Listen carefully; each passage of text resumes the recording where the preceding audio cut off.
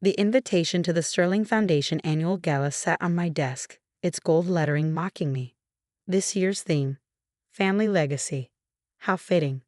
My brother Michael, the foundation's golden boy, would be announcing his candidacy for state senate that night.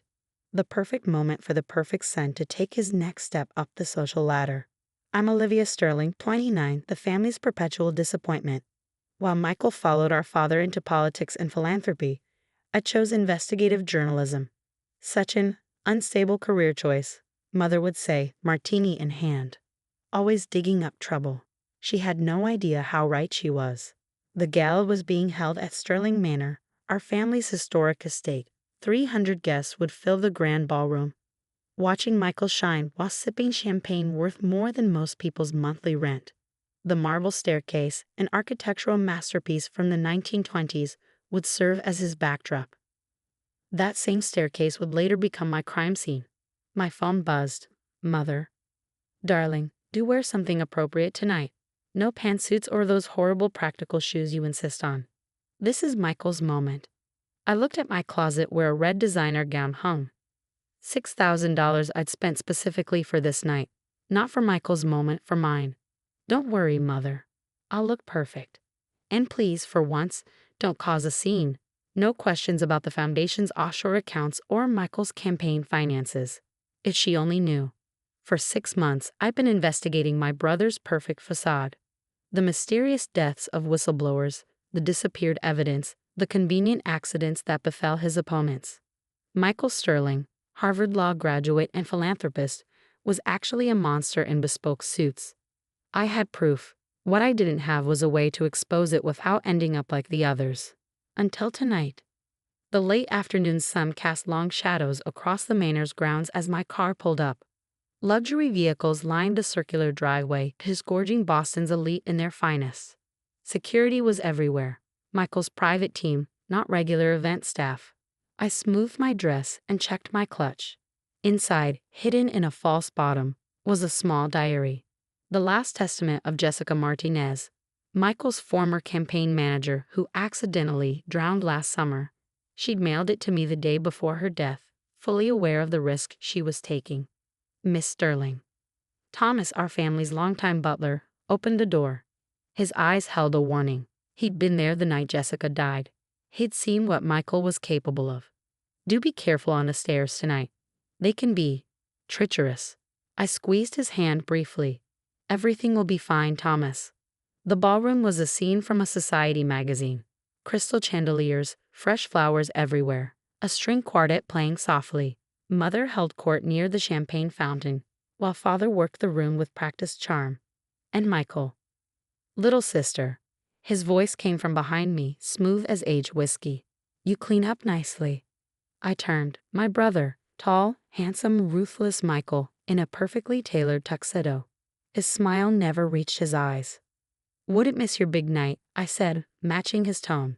It's not every day my brother announces his Senate run. About that. He took my elbow, steering me toward a quiet corner. I heard whispers about you asking questions, digging into old stories. I'm a journalist, Michael. It's what I do. His grip tightened. Jessica Martinez was a journalist too. Remember what happened to her? They said it was an accident. Everything's an accident if you plan it carefully enough. He released my arm. Stay away from the campaign finances, Olivia. For your own good. I rubbed my elbow, feeling the bruises forming. Or what? I'll have an accident too. Don't be dramatic. Your family. His smile turned cold. But family can have accidents too. He rejoined the crowd, leaving me with the threat hanging in the air. I checked my clutch again, feeling Jessica's diary inside. 6 months of investigation had led to this moment. The evening progressed according to plan. Speeches were made, donations pledged, photos taken. I stayed away from the champagne, knowing I needed clear eyes for what was coming. Michael worked the room masterfully, every inch the charming politician.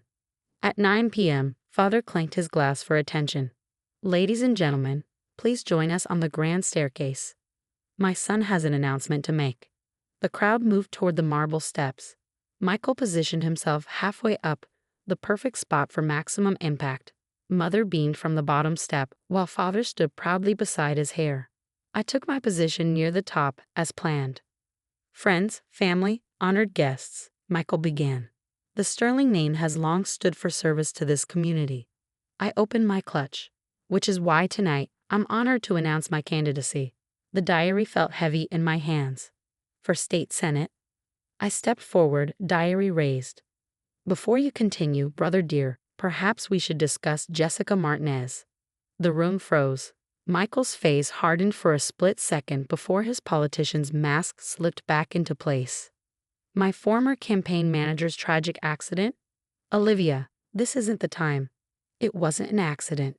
My voice carried across the suddenly silent room, and I have proof.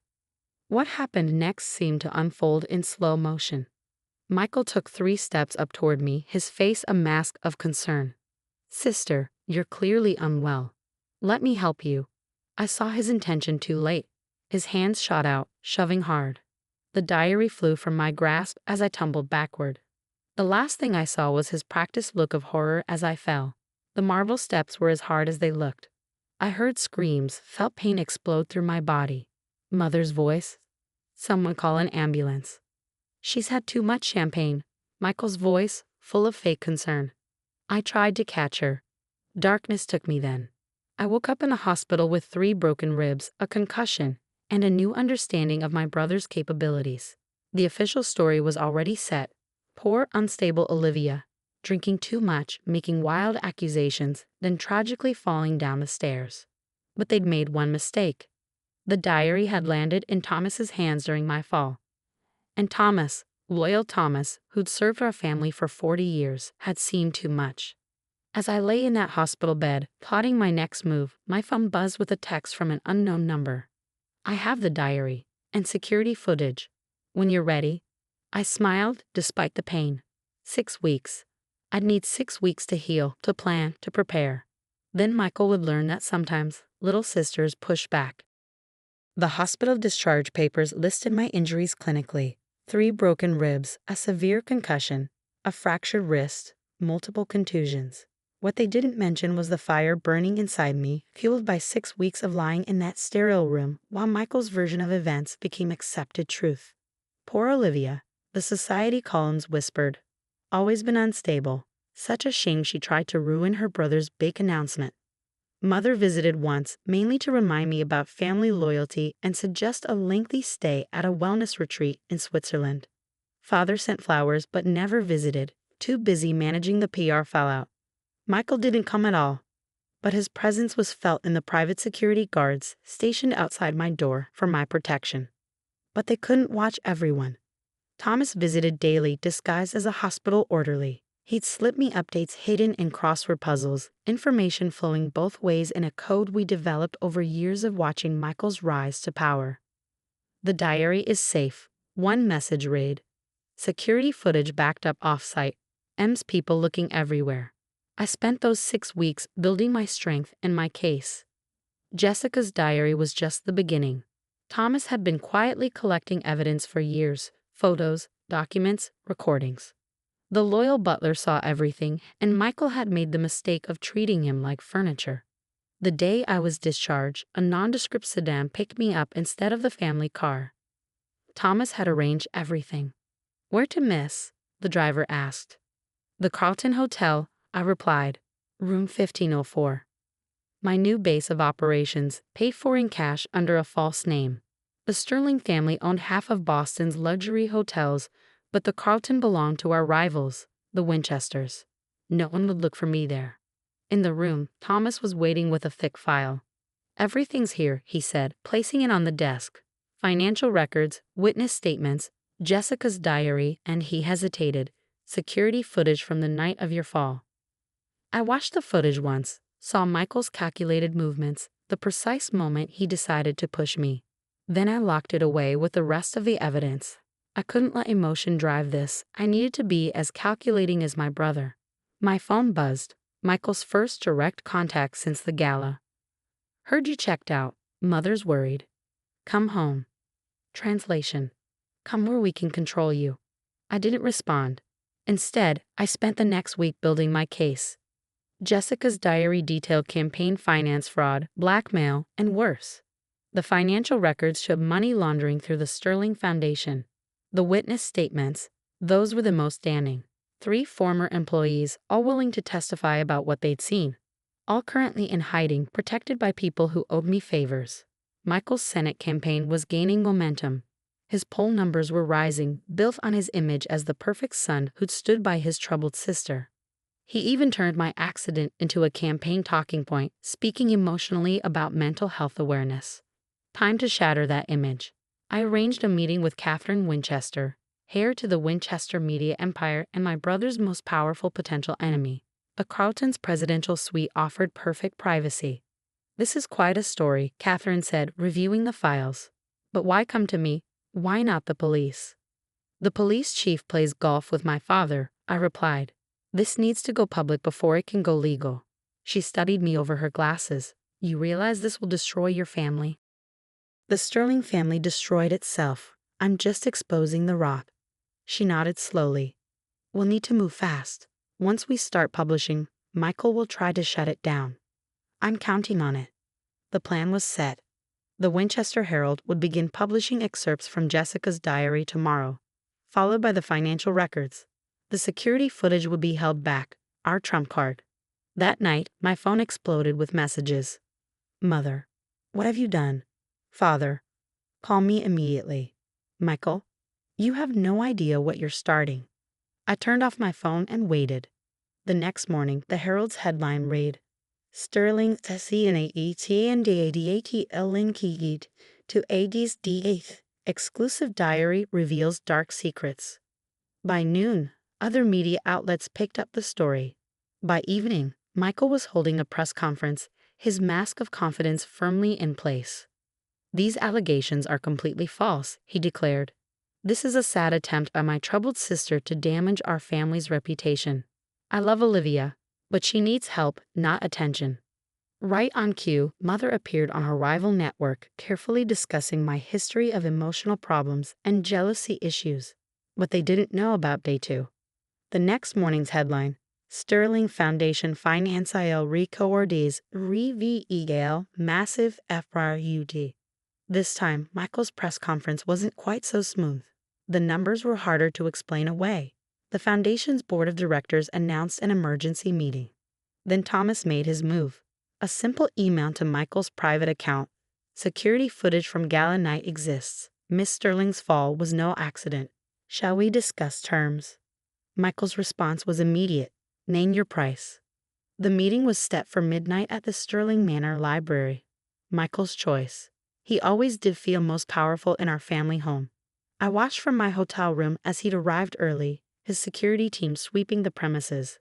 Thomas had played his role perfectly, making Michael believe he was willing to sell the footage for the right price. What my brother didn't know was that copies of everything had already been sent to 12 different secure locations. If anything happened to me tonight, the full story would automatically be released to every major news outlet worldwide. "Are you sure about this?" Catherine Winchester asked, watching the security feed Thomas had provided. "He's desperate. Desperate men are dangerous." I touched my still healing ribs. I know exactly how dangerous he is. The library looked exactly as it had during our childhood. Dark wood, leather chairs, and family portraits watching from every wall. Michael stood by Father's desk, drinking scotch as I entered. "Little sister," he smiled, but his eyes were hard. "Coming home at last?" "Just tying up loose ends." He poured another scotch and offered it to me. I declined. "You've caused quite a mess," he said conversationally. "Mother's devastated, Father's blood pressure is through the roof. Our stock has dropped 15%. Jessica Martinez is dead." The smile disappeared. "Accidents happen." "Like my accident on the stairs?" He set his glass down carefully. "You were drunk, making wild accusations. I tried to help you. We both know that's not true." I moved toward the desk. "But soon, everyone else will know too." "How much?" "Excuse me?" "Don't play games, Olivia." "How much to make this go away?" 10 million? 20? I laughed, actually laughed. "You still don't understand. This isn't about money." "Then what?" His composure cracked slightly. "What do you want?" "Justice. For Jessica. For everyone you've hurt. For me." He moved faster than I expected, grabbing my arm. "You're going to destroy everything our family built." "No, Michael. You did that yourself." The library door opened. Catherine Winchester walked in, followed by 2 FBI agents. Michael's face went pale. "What is this?" "Insurance," I said, removing his hand from my arm. "And witnesses." The agents stepped forward. "Mr. Sterling, we have some questions about the Sterling Foundation's financial records." "I want my lawyer," he snapped. Of course, one agent replied. "You'll need one. We have a warrant to seize all Foundation documents." Catherine pulled out her phone, already tweeting. The Winchester Herald would have the exclusive. Michael's mask finally cracked completely. "You stupid bitch," he snarled at me. "You have no idea what you've done. I'm the only thing protecting this family." "No," I said quietly. "You're the thing we needed protection from." The next few hours were chaos. FBI agents swarmed the manor. Mother had to be sedated when they started carrying out boxes of documents. Father suffered a minor heart attack and was rushed to the hospital. Michael was taken in for questioning. By morning, the story was everywhere. Sterling Sterling Foundation under federal investigation. Sterling Fang Empire Crumbling. Thomas found me in the library as dawn broke, watching agents box up Father's files. "Miss Olivia," he said softly, "your father's asking for you at the hospital." I found Father looking small in his hospital bed, monitors beeping softly. He opened his eyes as I entered. "You were right," he whispered. "About everything. I should have seen it." "Yes, you should have. Can any of this be fixed?" I took his hand.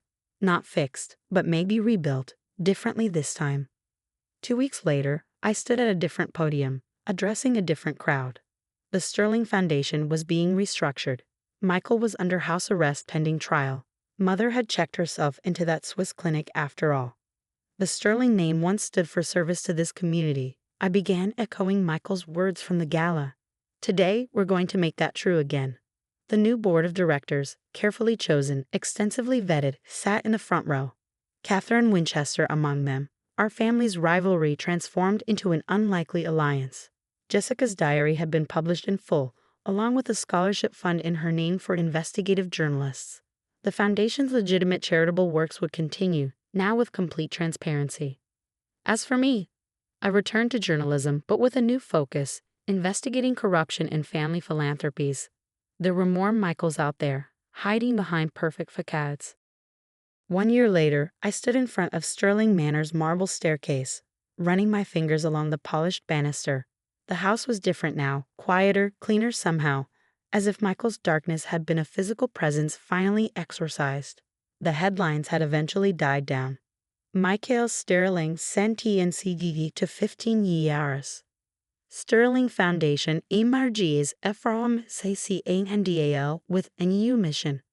Olivia Sterling Guinness PULITZER for exposure of FMILE Foundation's Theodore Lupition. Mother was still in Switzerland, finding comfort in luxury rehabilitation. Father had recovered from his heart attack and now served as an advisor to the Foundation's new board. His expertise tempered by hard-learned humility. The family name was slowly being redefined. "Miss Olivia," Thomas appeared at my side. "The new residents are here." I nodded. The manor was being converted into a journalism school focused on investigative reporting and ethics. Jessica Martinez's name would be on the building. Her diary, which had started everything, was now required reading for every student. "Show them in," I said. Young faces filled the grand entrance hall, future reporters looking around in awe. They didn't see a symbol of wealth and power anymore. They saw a place where truth had finally triumphed over facades. I touched my ribs, fully healed mouth, but still carrying phantom pain on cold days. A reminder of what it costs to stand up against power, even family power. "Welcome to the Martinez School of Investigative Journalism," I began. "This building has a story to tell you." Catherine Winchester, now my closest ally, stood at the back of the group. Our family's rivalry had transformed into a partnership dedicated to exposing corruption wherever it hid. The Winchester Herald had become the most trusted name in investigative journalism. My phone buzzed, a message from Michael's prison. I hope you're happy with what you've done to our family. I deleted it without responding. He still didn't understand that I hadn't destroyed our family. I'd saved what was left of its soul. The Foundation's new mission focused on protecting whistleblowers and supporting investigative journalism. Every year, we funded dozens of investigations into corrupt institutions. More families like ours were being exposed, their carefully constructed facades crumbling under the weight of truth. Thomas had retired but chose to stay on as the school's administrator. Some habits die hard, he'd said with a smile. Besides, someone needs to teach these young ones how to really observe. After my speech, I climbed the stairs alone, all the way to the top where I'd stood that night with Jessica's diary. The fall hadn't broken me, it had shown me my strength. Looking down at the marble steps, I remembered Michael's face as he pushed me. He thought silencing me would save his empire. Instead, he'd given me the weapon that would destroy it. Miss Sterling? A young student approached tentatively. I read about what happened here. What you did. It inspired me to become a journalist. I smiled. Remember this. Truth doesn't always protect you from the fall, but it makes sure you land on your feet. The Martinez School of Investigative Journalism opened its doors the next day. Its first graduating class would go on to expose 3 major corruption scandals, 2 corporate fraud schemes, and 1 attempt to buy a Senate seat. Michael watched it all from his prison cell, his perfect facade finally shattered beyond repair. As for me, I kept pushing back against corruption, one story at a time.